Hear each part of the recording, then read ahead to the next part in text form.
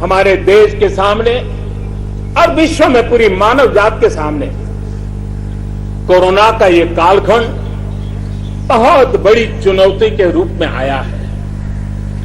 भारतवासियों ने बहुत संयम, बहुत धैर्य इसके साथ इस लड़ाई को लड़ा भी है।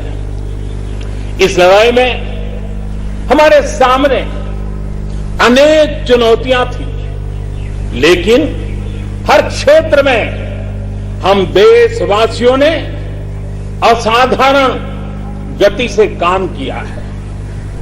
हमारे वैज्ञानिकों ने, हमारे उद्यमियों की ताकत का ही ये परिणाम है कि भारत को वैक्सीन के लिए आज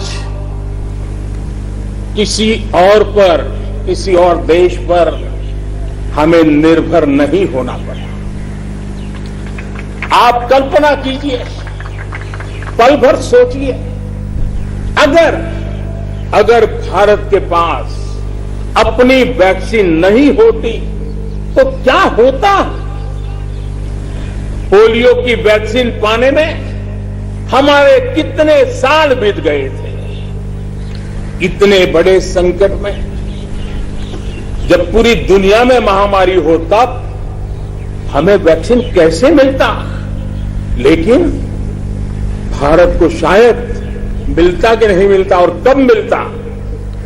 लेकिन आज गौरव से कह सकते हैं कि दुनिया का सबसे बड़ा वैक्सीनेशन प्रोग्राम हमारे देश में चल रहा है।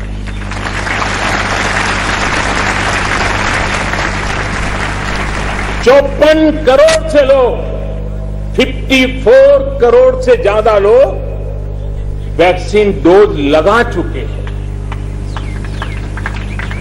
कोविन जैसी ऑनलाइन व्यवस्था, डिजिटल सर्टिफिकेट देने की व्यवस्था आज दुनिया को आकर्षित कर रही है। महामारी के समय भारत जिस तरह से 80 करोड़ देशवासियों को महीनों तक लगातार मुफ्त अनाज देकर के उनके गरीब के घर के चूल्हे को जलते रखा है, यह भी दुनिया के लिए एक अचरज भी है और चर्चा का विषय भी है। ये बात सही है कि अन्य देशों की तुलना में भारत में कम लोग संक्रमित हुए।